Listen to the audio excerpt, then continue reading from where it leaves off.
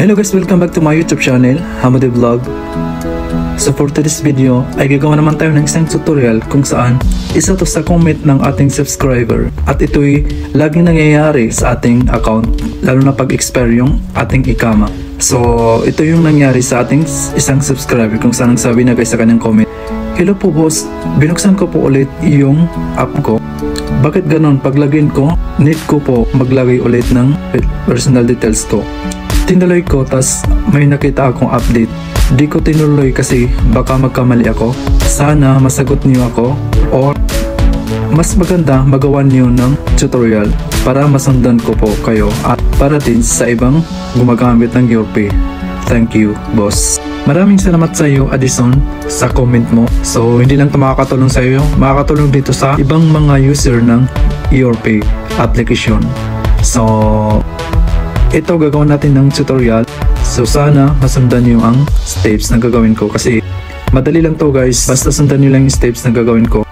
Guys, kung bago ka lang sa channel na to, please don't forget to subscribe and click all the notification bell para lagi kang updated every time na mag-upload ako ng bagong tutorial.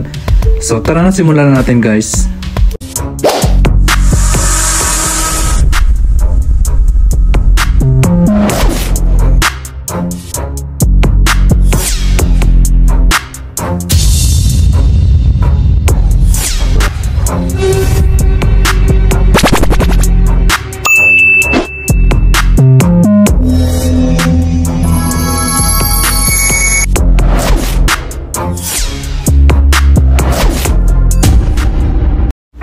So unang gagawin natin guys ay i-open natin yung application natin sa YourPay. Ayan, mag-login tayo kasi pag ganyan guys, kailangan natin mag-update. So ayan, yan yung sinasabi ng ating subscribers sa kanyang comment kung saan some personal details. So ilalagay natin dito guys yung ating mobile number tapos yung national ID cam. So tulad ng sabi ko guys lagi sa inyo kung saan kailangan lagi po active yung number natin at saka tama yung nilalagay natin kasi para makareceive ka agad tayo ng OTP number. So pagkalagay natin ng ating mobile number, ilagay nun natin yung ating ikama. So ayan, then i-click natin tong login sa baba. So ayan guys, makareceive tayo ng verification code. So lagi yung sinasabi sa inyo, kailangan lagi pong active yung ating mobile number para makareceive tayo ng verification code or OTP number.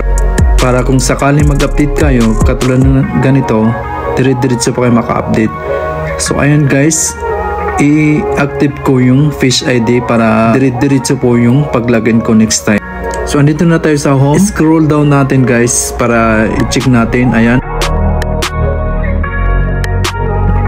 your ID has expired, please update it to continue using your wallet. So ito yung sinasabi ng ating subscriber kung saan may nakalagay na update.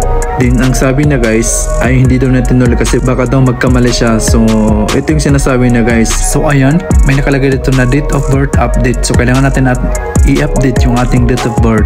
So ilan lang naman guys yung personal details ang ilalagay ulit natin kasi i-update natin kasi yung iba kompleto naman. So ilan lang yung ilalagay natin. So pagkatapos guys, i-click natin yung confirm. So ayan, so successful na guys. So na-update na natin guys. So ganun lang kadali. Kaya kung gusto niyo mag-update guys, sundan niyo lang yung steps na ginawa ko. Napakasimple lang guys, basta lagi pong active yung ating mobile number at saka meron tayong internet guys. So kung gagawa kayo ng ganito guys, na mag-update kayo ng inyong ikama dito sa YourPay, kung ikaw naman ay gumagamit ng YourPay, so sundan mo lang yung steps na ginawa ko. So ngayon naman guys, i-check natin. So punta tayo ulit sa ating YourPay mobile application. So maglagay tayo kung nawala na yung update. So ayan, diretso na guys kasi naka-active na yung Face ID. So ayan, wala na yung update. So ibig sabihin, na-update na natin yung ikama natin sa ating YourPay mobile application. So gano'n lang kadali guys. So sana may natutunan ko sa video tutorial na to. Kung bago ka lang sa channel na to, please don't forget to like and share and click all the notification bell para lagi kang updated every time na mag-upload ako ng video. So guys, kung may mga suggestion kayo or questions, mag-comment lang po kayo sa baba. So maraming salamat. Thank you for watching. God bless. Stay safe always.